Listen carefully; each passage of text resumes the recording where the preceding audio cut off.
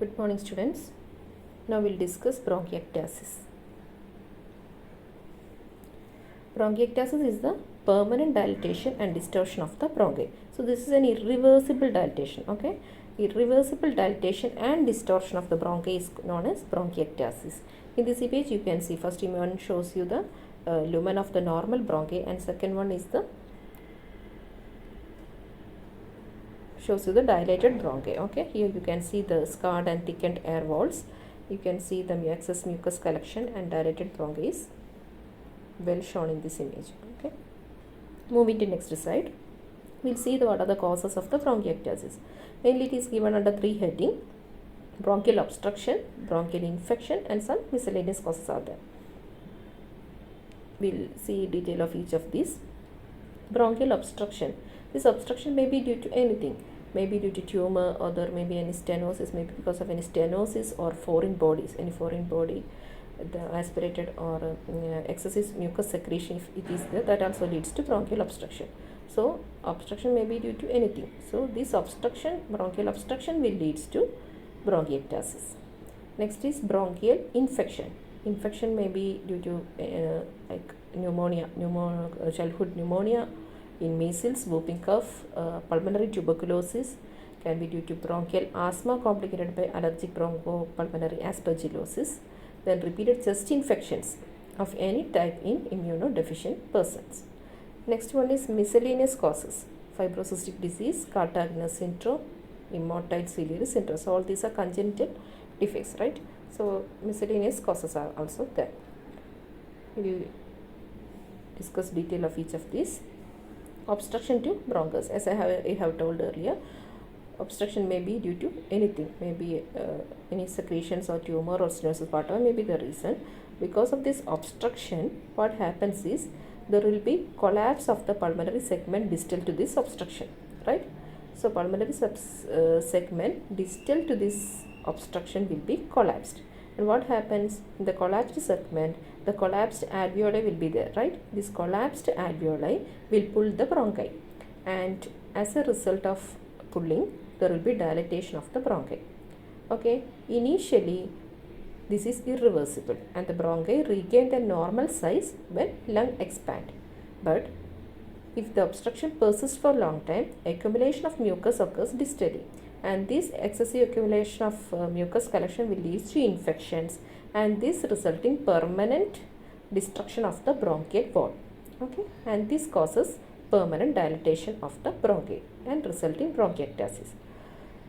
Then second cause was infective cause, right? So infection with organisms like streptococci, pneumococci, Klebsiella, aerobes, all these may leads to infection, and this resulting may leads to bronchiectasis.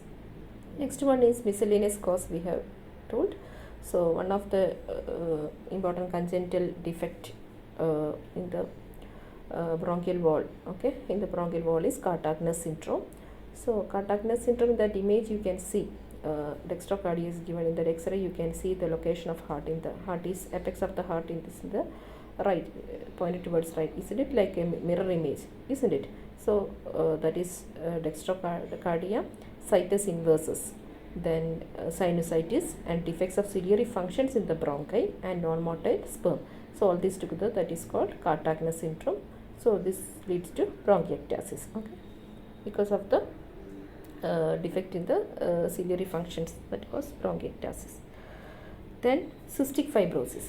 Cystic fibrosis is also a rare, it is a fatal genetic disease due to mutation in the chromosome, mutation in the gene on the chromosome 7. Okay, so this will cause resorption of the sodium and water from the increased resorption of the sodium and water from the respiratory epithelium, and this result in gradually this result in bronchiectasis. Then cystic dysfunction syndrome, immotile ciliary syndrome, then primary hypogammaglobulinemia. All these are the other congenital causes. Next one is medullobronchiectasis. This is very important.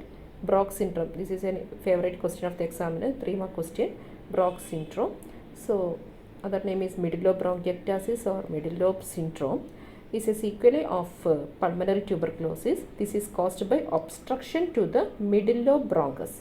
Obstruction to the middle lobe bronchus by tuberculous gland. Okay, this is known as middle lobe bronchiectasis. Next, moving to next slide.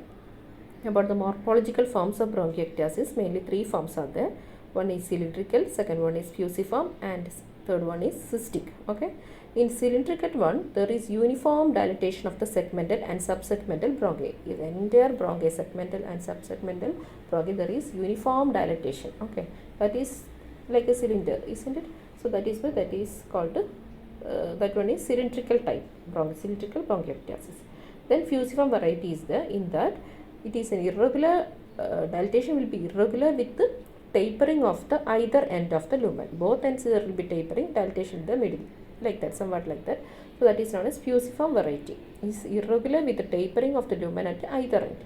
And the third one, last one, is cystic type.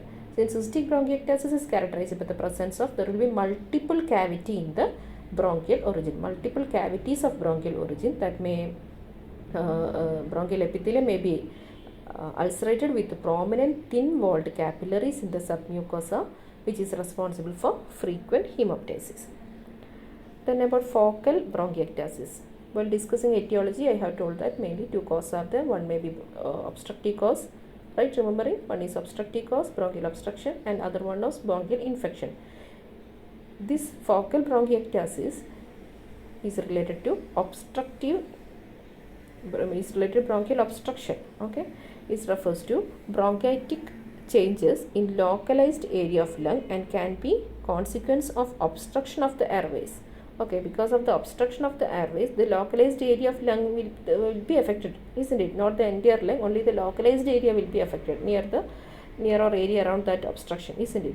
So because of the if it is obstructive cause, we will be getting focal bronchiectasis.